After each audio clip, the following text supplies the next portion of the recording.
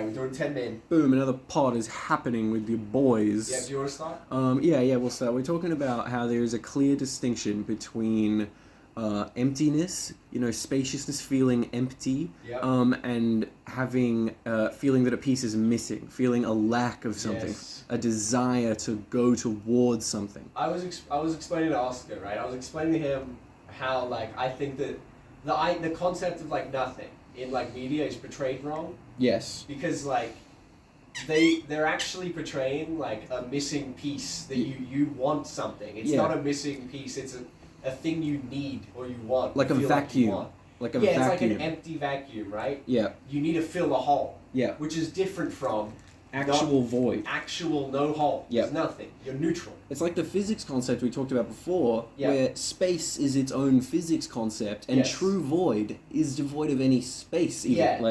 Actual nothing has no space. Yeah. There's nowhere to be in the nothing. For there to be a vacuum, there needs to be physics laws. Yeah, there has to be a space that can be filled. Yeah, and there has to be laws that say that a vacuum sucks things in and it wants things. For that, like, if you are experiencing a vacuum inside yourself, if you're experiencing a lack of something, a desire for something. That is the human condition. Yeah, we, like physics, right, like space, that like voids, vacuums, we humans naturally have voids that they want to fill with things. Yes, and like physics, the void only pulls things in towards itself because of underlying rules. Yes, because of other reasons. It doesn't want to pull those things in. Yeah, exactly. It does pull those things in. Yeah, physics makes that happen. It physically pulls them in. Yeah, there's forces that force that to happen. It's not the forces of your own mind. If you follow the forces, the desires, your instincts, that is very different from being empty of those forces and those desires and those instincts. Yes.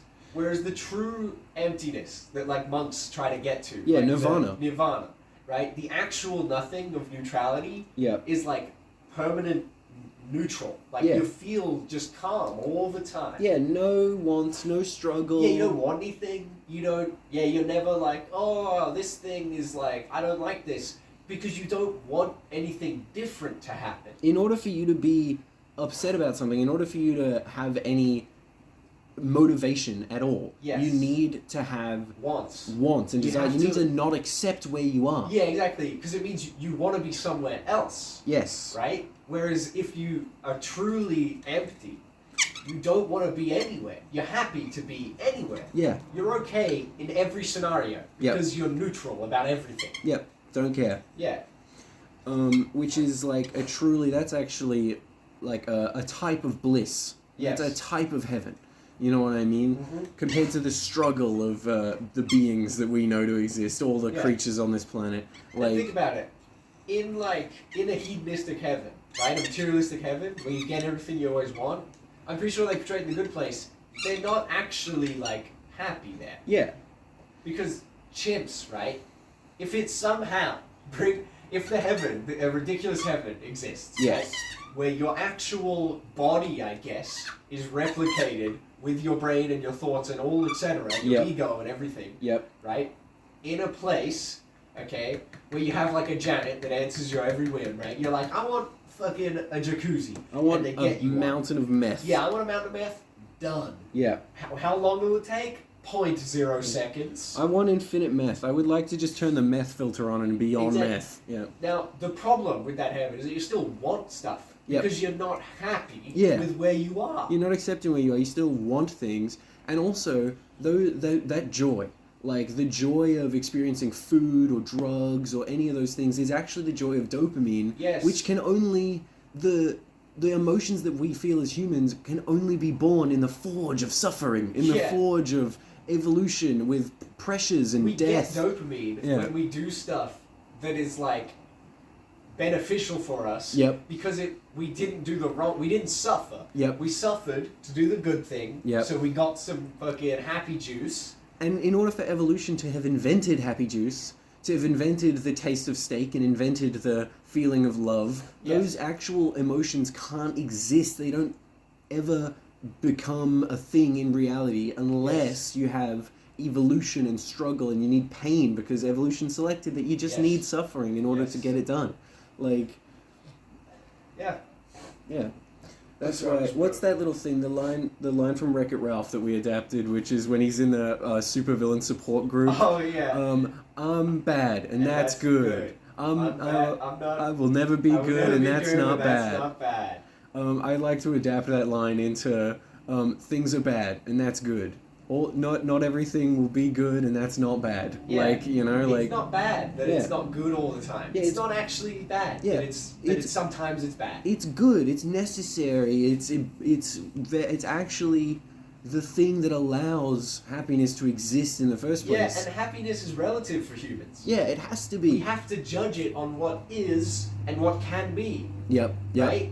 If you're like in a terrible situation, right? Yep. You're like a slave or something. Yep. Right? And it's like you have a kid and you're just like doing normal slave stuff. Yep. Right? It's bad. Yeah. But you have a day where it's like for a day it was like a great day. Like you had a good day, your kid was having a good time. Yeah, he was happy the whole day. Yeah, you had food, all that. You will be happy on that day. Yeah. There will be moments that day where you're like, this right now is good. Yes. I like what is happening in this moment. Yes. Because happiness is relative for us. Yeah. And it comes in and out. It's not permanent ever. But don't get me wrong, right? That happiness that slave feels is probably a less intense, curtailed, worse, corrupted happiness. Yes. Compared to like an actual, like good situation that's not horrible. There's certain examples that are more fitting. Like Tim Dillon, the comedian, always talks about an example of people he knew. He had a lot of fun in a crack house when he was a teenager. Yeah. He would hang out in a crack house with the crackheads in the crack house, and he would buy coke and stuff. Yeah. And he talked about how their lives were shit. They slept on a dirty mattress. They had no money. They were fucked up. But if you gave them a cigarette, they would be happy. Like true joy. They would experience happiness on a daily basis. And he talks about how he knows rich people that can't do that. Yeah. Like they've tapped into a niche of happiness. Yeah. Addicts. Yeah. Because it's relative. Because the rich person has everything, and therefore they can never feel the joy of having struggled and been surprised and being pleasantly. It's just every day. Having like a gift from like the universe. Yeah. Like Tim Dillon's in that Tim Dillon style. Like imagine that guy. He's like he hasn't had a cigarette in 2 weeks. He really likes cigarettes. Yeah. And then Tim Dillon's like, you want a cigarette? And he's like, fucking thank you, man. Yeah, man, fuck yeah, thank you, thanks. Thank you. Yeah, this fuck. This is going to make my day so much better today. Yeah. I appreciate it. Yeah, right now I'm smoking a cigarette, and it's way better than it could have been. Pure happiness right now. Whereas a guy who's pretty wealthy, a regular guy who can afford cigarettes all the time, yeah, a cigarette is nothing to him. It's neutral. It's just a thing to keep him going. Yeah. You know what I mean? Whereas to that crackhead, he didn't think he was gonna have a cigarette, which means that it's way better. Yeah. Like he experiences like surprise and like wonder and like joy. Yep. Because he's thinking like, wow, the universe led to this to give me this cigarette. Yep. And then he's like, this was like a crazy good day for me. Yeah, whoa. There's so much layers to that experience. I got for that lucky crackhead. this day because it could have been way worse. It was more likely to have been worse. It could have been a bad day. It's like a video game, right? Where it's exactly like a video game, where in the early game, that's always the best part. When you get lucky, when you don't have a lot, when you're like the underdog, and you're getting the good shit. For my boys out there, you're in Tarkov. Yeah. You just started the wipe. Yep. You go in, you kill a scav, you get God tier RNG. Yep. Drops a key card. Yep. You're like, nice, dude. This is going to be a lot of money for the start of this game. It's going to set me up right. Yep. In the Mad Max game, there's a storm that occasionally, very rarely happens, but you can get a lot of good loot in it, but it also is probably going to kill you. Yeah. So it feels great when you get a good run. Yeah, you're like, I fucking did it. Because 80% of the runs, you die immediately and you don't get shit. Yeah, exactly. Just like Tarkov. What's my survival rate? I think it's like 40%. I get out of like 60, 40, 50% of my raids. Mm-hmm. I'm dying half of the time I go out. So the times that I go out and I get like a great raid, it's much better than if I always had a good raid, like a rich person, you know what I mean? They don't have to worry about the shit that the poor people have to worry about. It's different. Yep. It's like if you're a rich guy and you've already got $1 billion, you gain $100 million, you would be like, all right. Whereas if I got $100 million, I would flip. It would be crazy. Yeah, that's more money than we probably will ever see in our lives. Yeah, for 90% exactly. Of people. I never thought that would ever be a possibility for me, and so it becomes like a much greater appreciation of it in that moment. Because that's how the monkey brain works. Yeah. We're not designed to be content, right? That's why it's hard to meditate. We're designed to figure out what we can do better to whatever our like brain's relative like ability. Wherever you are. Wherever you are in any situation, your brain is designed to figure out how you can improve this situation. You want more. Grass is always greener, right? Yeah, exactly. Everyone knows this stuff. Like, it's basics, but people forget it all the time. Like, you know.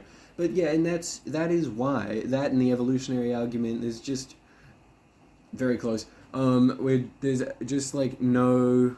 Oh, you totally fucked it up, man. You totally just derailed me, made me look at the time. This is the end of the podcast. Thank you for listening, everyone. It's 10 minutes, 30 seconds. Wait! You fucked it up, Oscar. Let me just say, for the listeners out there, I was doing some hand symbols for him. I was like, double time, but I was trying to get it across that he should use his fingers to tell me so he could continue talking, and then he was like, very close. Didn't even tell me the time.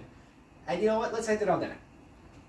There you go. Thanks for listening, everyone. No one Fuck listens you. this far. Fuck you. Fuck you.